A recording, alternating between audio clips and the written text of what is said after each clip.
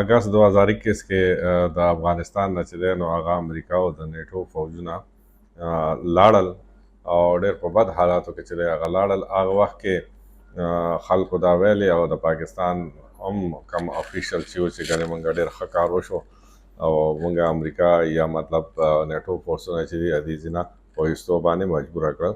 خو دراصل هغه فیصله چې هغه وخت کې کومه وه د امریکې نو هغه ډېره زیاته د هغوی په پیدا کې لاړله چې د دې ځینې خپې وویستلې. تر څو پورې چې د وډرال نه پس صورتحال دی نو اول کې خو موږ پاکستان دا ویلی چې یاره امریکني فوجونه وځي نیټو فوجونه وځي نو زموږ او د پاکستان به د افغانستان به ډېر ښه تعلقات وي، ځکه چې د افغانستان په ودانۍ کې لکه او د افغانستان نه دغه خارجي فوجونو په ایستو کې موږ ډېر زیات لاس هم کړی او موږ ډېر زیات نقصان موندلی دی.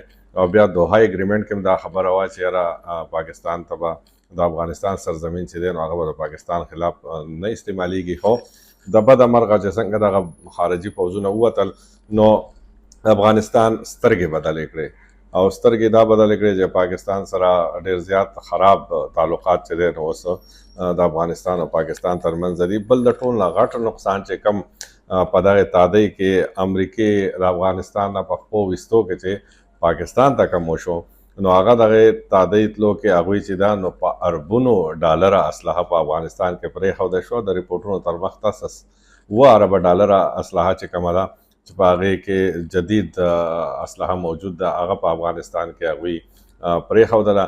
دغه وسله چې ده نو هغه د پاکستان دشمنان یا چې ټي ټي پي چې کومه ده نو هغوی لاس ته رسېدلې ده. د هغې د وجې نه کو تاسو مطلب تیر 3 کالو ګورئ نو په پاکستان کې یو ځلې بیا د سکیورټي واقعات ډېر زیات شوي دي او کوم چې موږ په 2007-8 کې لیدل نو هغې طرف ته روان دي. دا هغه نقصان دی کوم چې امریکا د دې ځینه ووتله او دغه څیزونه د افغان مخالف پاکستان مخالف قوتونو ته په لاس ورلل.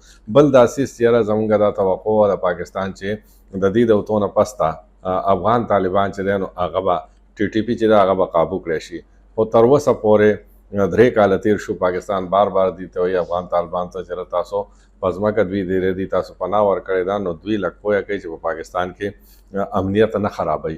هغه همخیالي چې د پاکستان ده یا کوششونه چې کوم د پاکستان دي نو هغه هم بار ثابت نشو د اوسه پورې.